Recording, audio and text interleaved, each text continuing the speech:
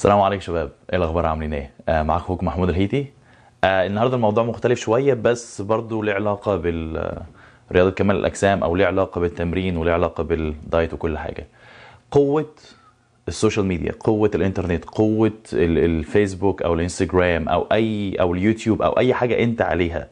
في كتير جدا ناس، حتى الناس اللي بتتفرج مش بس الناس اللي بتعمل محتوى، مش عارفين قيمه او اهميه ان انت تعمل شير او تعمل لايك او حتى تخش تشوف الحاجه وتعمل كومنت، حتى لو حاجه ايجابيه، كومنت ايجابي او كومنت سلبي للحاجه المفيده. ومش عارفين خطر ومش عارفين مدى ان انت مثلا لو حاجه تافهه وبرضه دخلت عملت كومنت او لايك او حتى عملت لها شير، ان انت بتنتقدها، انت كده اصلا بتعلي من شأنها. فهي الفكره كلها، انا حبيت الفت انتباهكم ان برضو انا بتفرج على ناس تانيين وبتفرج على فيديوهات تانية، وبرضو حد لفت انتباهي في النقطه ديت. تاثير السوشيال ميديا في اي حاجه. يعني مثلا احنا مثلا في الكباتن، الكباتن اللي عندها صفحات، في ناس للاسف متخيله لو انت عملت الكابتن تاني او واحد بيمرن اونلاين او واحد بينزل بطولات، لو عملت له لايك للصفحه بتاعته يبقى انت كده ممكن تخسر، او الناس ممكن تسيبك وتروح له. بص، اولا الرزق بتاع ربنا، رزقك مش هيروح لحد تاني مهما الشخص التاني ده اتنطط وعمل، طالما انت بتعمل بالاسباب. هو ربنا، هو الرزق موجود والقدر موجود وكل حاجه، بس انت لازم تسعى وتعمل بالاسباب. انت بقى تعمل لايك لمدرب تاني او تعمل له مثلا شير للبوست بتاعه او مثلا تهنيه على حاجه، ده مش هيقلل من رزقك خالص، لا بالعكس، انت كده بتحب له الخير. والناس بتشوف الحاجات ديت، ممكن هو يبعت لك خير من ناحيه تانية في طريقه تاني، لما هو يلاقي ان في حب ويلاقي في تبادل وفي احترام، ممكن ربنا يفتح لك سعه خير او سكه خير تانية او سعه رزق تانية بسبب الموضوع دوت. فحتى الكباتن، حتى الناس اللي بتتمرن، حتى الناس اللي بتخش تتفرج، حتى لو انت ما بتحبش الشخص ده نفسه بس قدم معلومه كويسه، اعمل له لايك، اعمل له شير، ابعت لناس، اعمل له مثلا تاج على الحاجات ديت.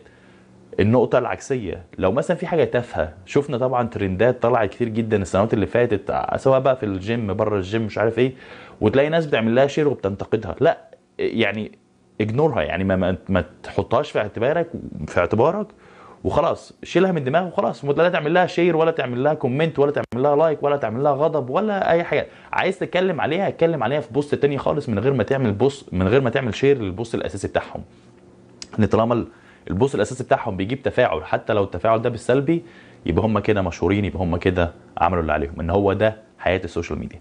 وانا شخصيا يعني انا الحمد لله على كل شيء يعني، بس الناس عارفه الظروف اللي انا كنت بمر فيها ال3 شهور اللي فاتوا، والانفصال اللي حصل. وللاسف الانفصال اللي حصل في الاول كان ملوش لازمه يعني. كان في الاول كان حصلت محاكم وقضايا والحاجات دي.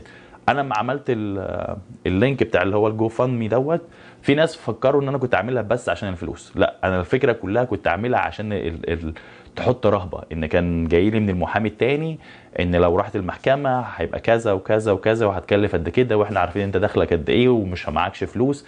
فعملت الموضوع دوت بس كارهاب يعني، ان انا ايه، اقول له لا، انا اقدر ان انا اعمل واقدر اسوي. والحمد لله خلال 5 ايام اللينك ده نفسه كان متشير حوالي 12,000، يعني كان في 12,000 من جو فاند مي على مستوى السوشيال ميديا كلها، كان معمول لها شير حتى لو ما فيش حد دفع فلوس. والفلوس حتى اللي اتدفعت في ال3 ايام انا رجعتها للناس كلها.